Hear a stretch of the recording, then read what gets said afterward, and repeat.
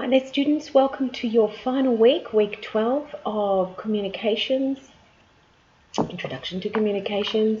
Hopefully these lectures have been useful. Today we're going to do our last lecture, which is around different types of communication channels. So again, make sure you see your lecturer with any queries. So, last week, self-reflective practice and the importance of self-reflective practice. And I spoke about the idea that most people don't really do it. Most new and sort of early career community services workers don't do it. But I highly encourage you to learn how to be self-reflective. Use a journal, take notes, and see your supervisor with not just concerns, but with goals, things that you want to achieve, and you sort of get better and better at those through that self-reflective practice, or inch towards them through self-reflective. So some remote forms of communication with technology is this week's subject matter. So it took 175,000 years for writing to become established and about 1,000 years for printing to gain a firm foundation as a medium. Audiovisual media penetrated society within a few decades, and the digital media age gained prominence in even less time. So we have come a long, long way since the beginning. Communication history is something you should all really know about. Before writing emerged as a form of expression, humans drew cave paintings, which you would know about, and made sculptures, pottery, and other forms of visual expression. Performing arts became a popular medium in societies like Greece in terms of entertainment. There were human themes that were relatable themes, just as we do right now with our communication about sex, food, drink, wealth, the violence reflected on society norms and values of the times. And it's pretty much the same now. And most of our communication channels, sort of feed us this type of entertainment. But also there were philosophical elements, I guess. And at the moment we do that through education. Now, the print media, the mass reproduction and distribution of texts began in East Asia around 700 CE with the production of short Buddhist texts using a woodblock printing method. So the audience for the text was limited due to low literacy rates. So you can imagine not very many people, except the really, really educated ones, were able to read very, very early on. And the print age, which was 1450 to 1850, marks the birth of the first mass medium for communication. And between 1450 and 1500, 20 million individual books were printed. So we're just talking here about how print, or the notion of being able to share information via language in the written word, became very, very important to us as humans. And so it's just to put into context how communication has evolved, not just through language, but also through print over the years. And how did this affect cultural transformation?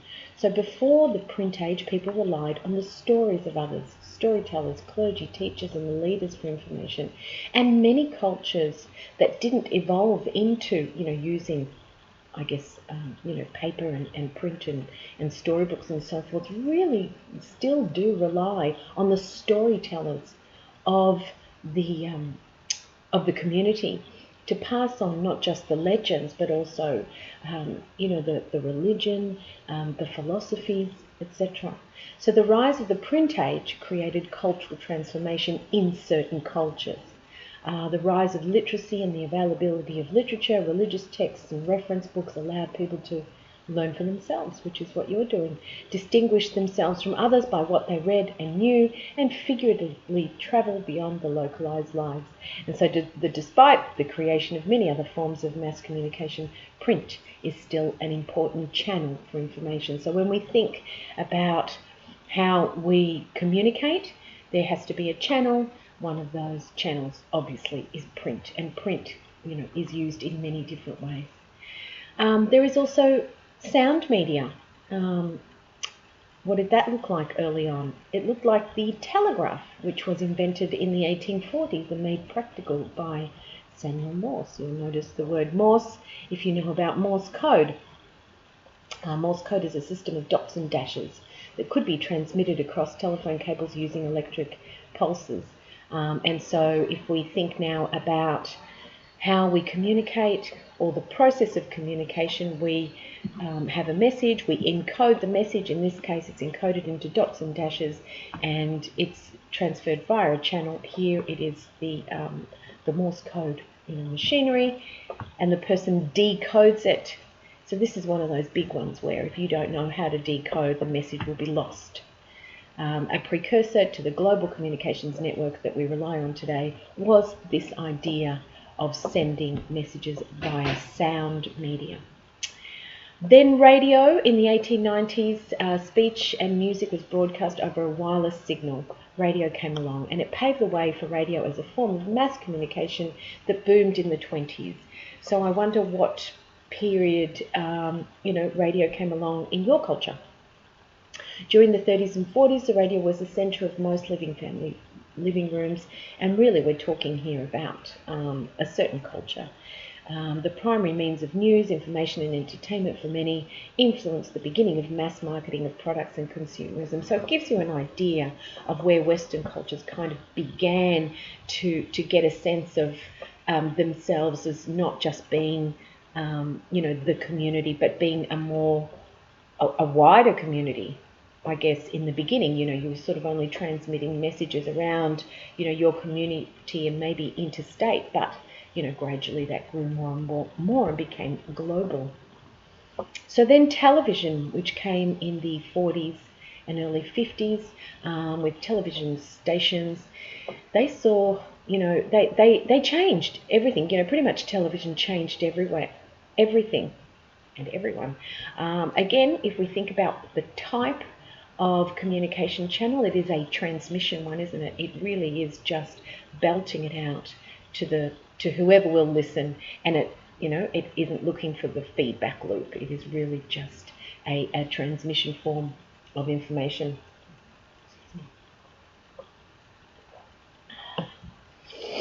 And other forms of entertainment reduced. And so you think about the way that television affects us. It's really just ourselves and the box compared to socializing, where prior to TV, people would go out and socialize. Perhaps, in certain cultures they did night clubbing. In other cultures they spend more time with family. With television, your focus was taken off each other and onto the box. And the internet and digital media is really just a ramped up version of that. So digital media is similarly constructed with digital binary code made up of ones and zeros, and any machine that can read binary code and make sense of, store and replay the information will be able to transmit the media. So each form of mass communication affected society in important ways. One really interesting activity to do, and I do this with my students when I have them in the class, is to pick one of the mass communication and kind of just talk about how that affected, your culture at the particular time that it came out. And we always come up with very different timelines and different ways in which the culture was affected. I think it would be an interesting activity for you to reflect on and write about, perhaps in your Moodle reflection, or just to discuss with your lecturer. So new media technologies, you'll know all of these better than I do. And there's more, and I know this should be updated kind of on a daily basis, because now we've got other new media technologies that would probably be more popular even than some of these. New media and democracy.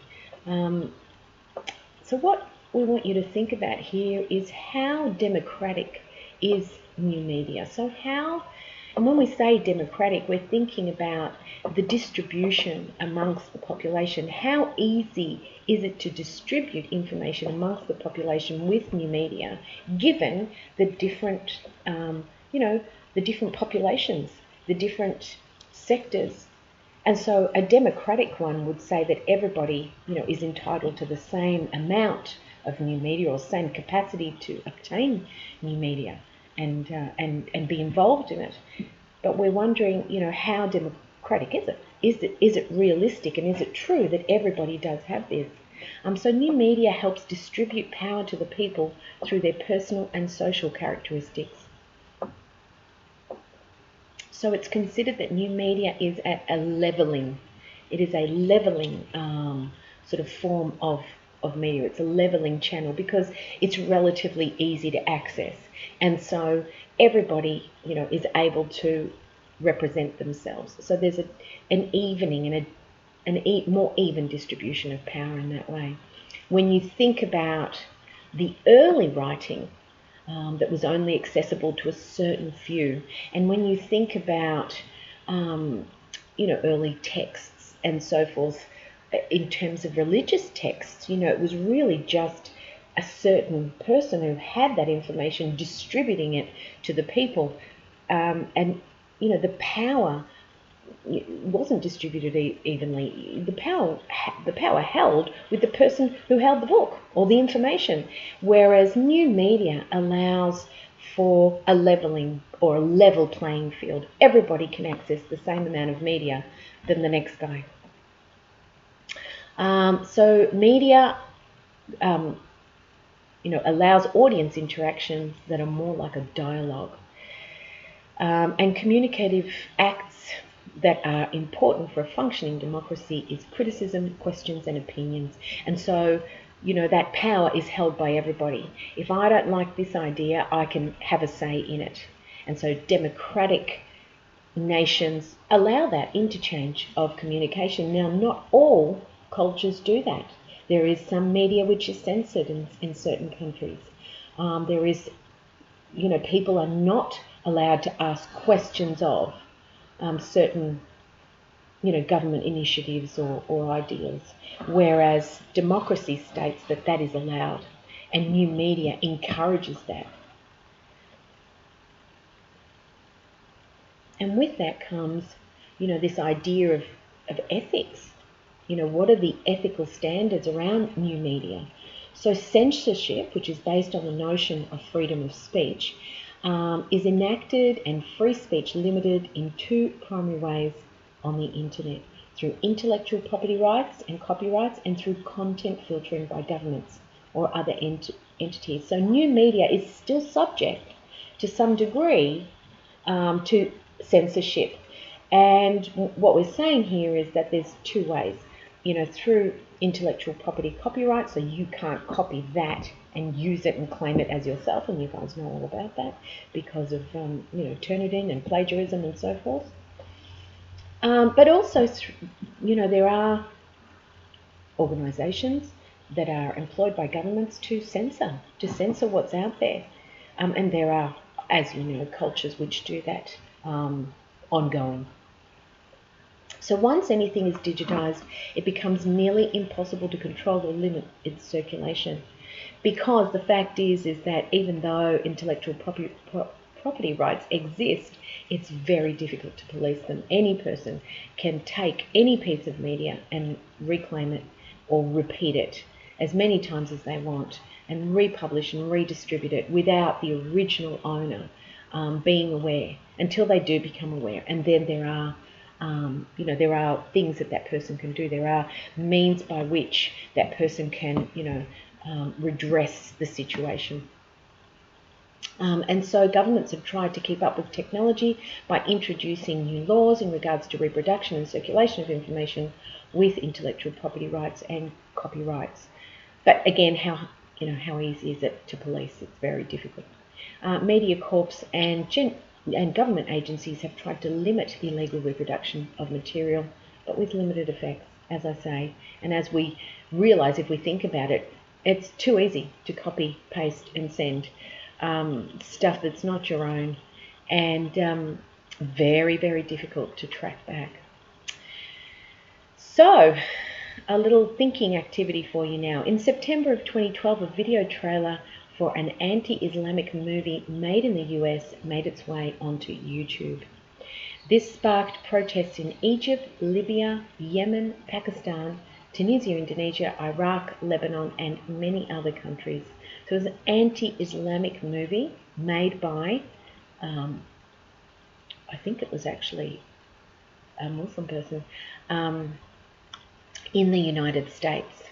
Now, the video was protected by the right to free speech, and it did not violate the US and Google terms of service. So in this particular country, you are allowed to have freedom of speech. Now, in other countries, it is, sacrilegious to enact or to engage in freedom of speech against your religion.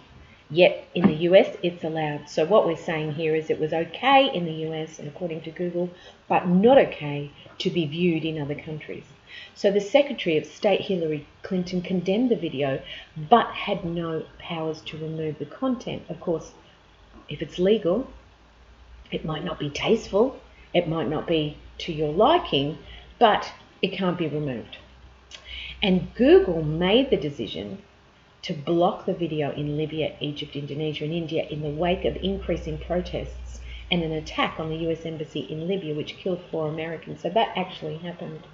And so here we have a piece of media being distributed via new media with all the laws in place that you want. So the laws of freedom of speech, the laws of copyright, all the laws according to what is right in that particular country. But because it can be seen in other countries, it has now caused riots, and it caused big riots, and it led to people dying.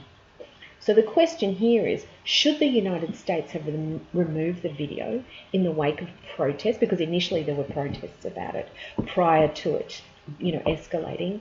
And should Google and YouTube have completely blocked the video all over the planet? So when we think about, the right to free speech, how does that compare with the right to offend a whole, group of people? Who holds the right to not be offended, or the right to have the free speech? It's something that you can think about. I mean, if YouTube had completely blocked the video and not allowed it to go up because it was offensive to a certain group, is that then squashing someone else's right to free speech? And if we do that, if we squash someone's right to free speech, in what other ways are we quashing free speech? What other things are not going to get out? And then at what point do you stop? If pornography is offensive to certain people, how do we limit that? How do we stop that? And do we stop that, for example? And so, where do you draw the line? Is religion the line? So yes, you can say anything about anything else, but you cannot condemn a person's religion. So religion is the line. Just think about what the implications would mean if there were blocks, and if it had been pulled from the net. People's lives would have been saved. That's important as well. So what we're really talking about is ethics. What is the ethical thing to do? So content filtering and surveillance technologies have allowed governments to effectively target and block internet users from accessing undesirable information. And so China and Saudi Arabia are 2 countries that actively filter large amounts of internet content within their borders. A collection of both federal and state laws apply to internet content in Australia. The Australian Communication and Media Authority has the power to enforce content restrictions on internet content hosted within Australia. Restrictions focus on child pornography, sexual violence, and other illegal activities. So, the line has been drawn in Australia at pornography, sexual violence, and other illegal activities. So that's where the line is drawn. And For other countries, the line is drawn elsewhere.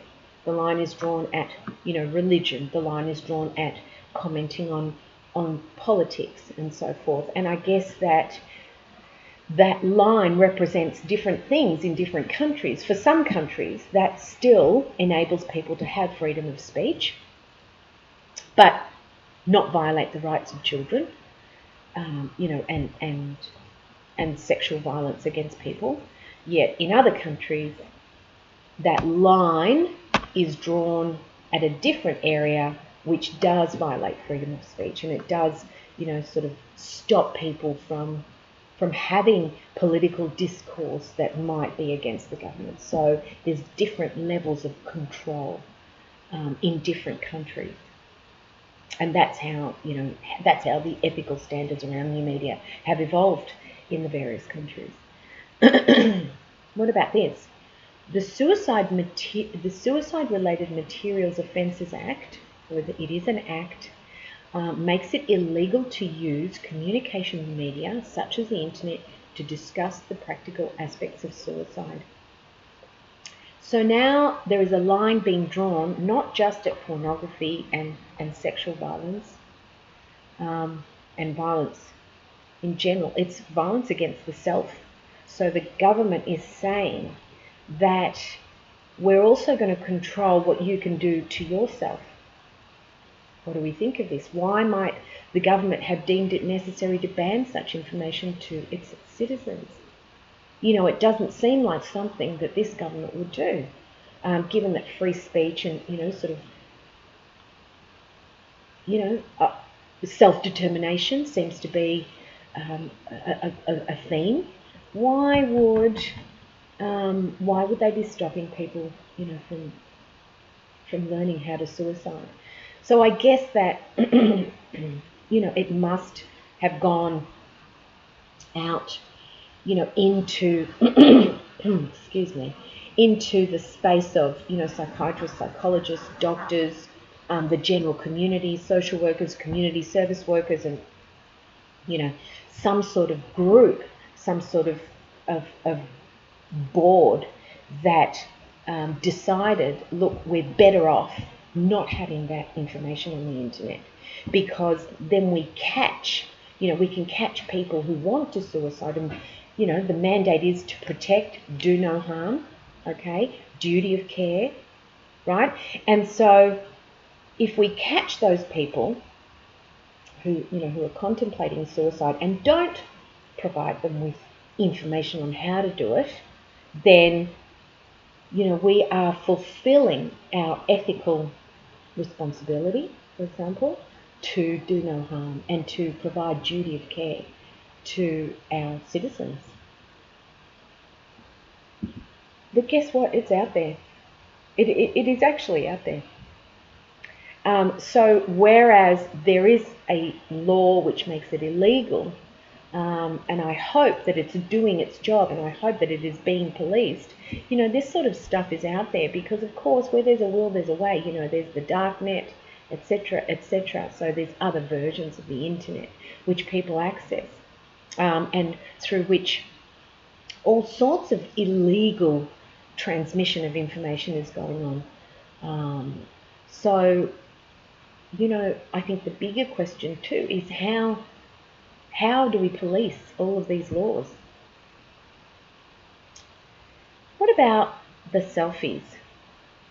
The things that we like on Instagram, the people we follow, the pictures we're tagged in, and the timeline we share converge in the creation of a database of information to form or reform impressions of us.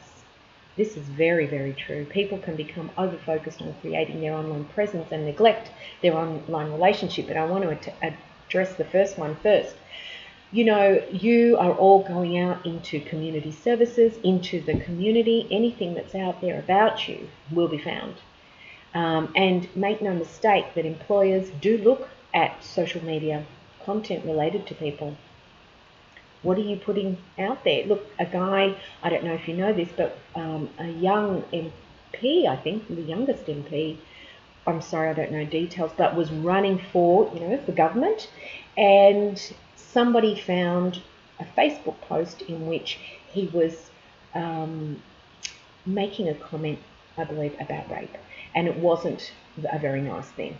He lost his job. He ended up losing his campaign. Maybe your lecturer will know more about it. I wish I did. It's just in passing. It's just come to my mind that this person who would have grown up and would have grown out of whatever silliness he was into kind of at a younger age, and would be hopefully the upstanding, law-abiding, community-supporting citizen he claims to be, and yet he was condemned for something that was out there on the internet about him a long time ago. So, our advice is always watch what you post. Be careful of the impression that you're giving about yourself on the internet. And the second point there is, remember your relationships. Don't just be focused on online, although at the moment, go full online. Have lots of house parties with all your friends if you can. Make sure you keep up those connections.